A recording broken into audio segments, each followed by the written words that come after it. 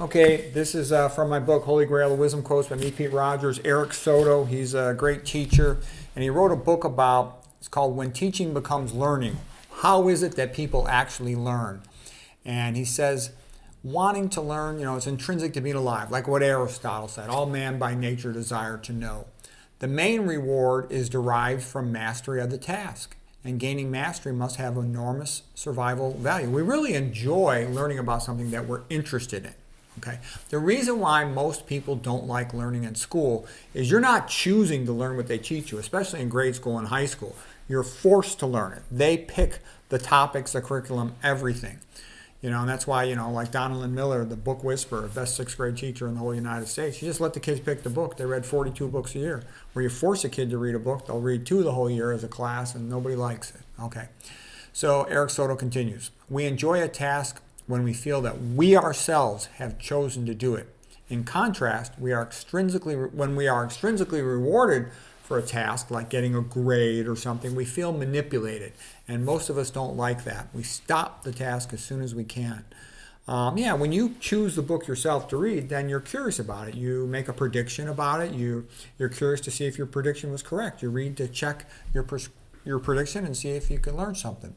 To learn something, read a gist and then a list. Yeah, often it's good to read like an intro summary and then dive in.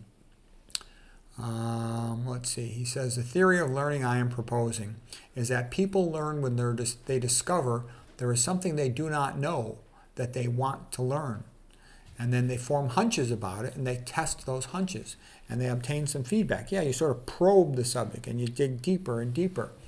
Real learning is fun. It was fun to learn how to drive a car. It was fun to learn how to talk to girls.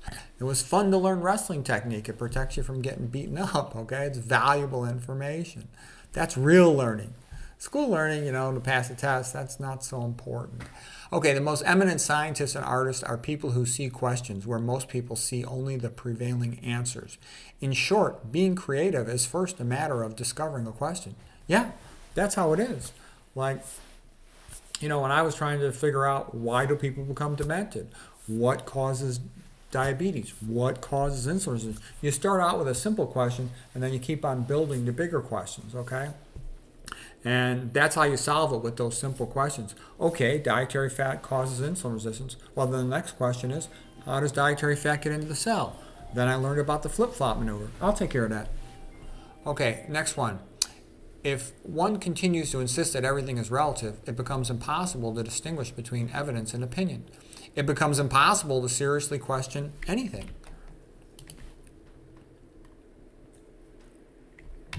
The only sensible explanation anyone can give for holding a certain belief is to say that they think it is true. But that is precisely what a relativist cannot do. At bottom, relativism is a dogma, and it's ultimately destructive. If everything is relative, then research becomes pointless, because all it could produce was a subjective description. Serious researchers persist in their endeavors because they believe that there is an elusive but absolute truth out there somewhere. And the bizarre notion that truth is relative helps to explain why the acquisition of information has replaced the development of understanding. So what he's basically saying is this everything is relative business destroys people's minds. And again, this is like Immanuel Kant, as Ayn Rand had described him. He's the most evil philosopher who ever lived, trying to tell you you can't trust your eyes and ears and your thoughts. Immanuel Kant's a total jerk. Ayn Rand is correct about him. And this mentality of relativism has permeated the university system. You have to discriminate. Discrimination is normal, okay? It is normal to discriminate. It is normal to judge. You have to make a decision about one thing better than another. And they teach you all this crap like all societies are equal. That's a bunch of crap, this multiculturalism nonsense. Western civilization creating the great Gothic cathedrals, the modern scientific method, the radio, the phonograph, the camera, the phone, all this magnificent music. That's not the same as a country where people practice cannibalism and live in huts, okay? Some cultures are better than others. They're superior to others. The Paraha in the Amazon jungle who can't even count to 5, that is an inferior culture to a culture that has Shakespeare, okay? You have to be able to make that statement. If you can't make that statement, then you're a mental idiot, mental midget, okay? All right. Eric Sotto continues. A partial summary of his insights includes in paraphrased form. To learn, the student must be actively engaged. Good teachers try to present the material in a way that is in line with the motivation already present in learners. Yeah, a good teacher is nurturing what the student already wants, like a good coach. The players want to get good at their sport, okay? If you're coaching the debate team, they want to get good at debate. Everybody knows why they're there, for the same reason. They're unified. This is not school where you just have to sit in that room to take a test about material you don't even care about. That's bogus learning. Real learning is something we pursue information that we want.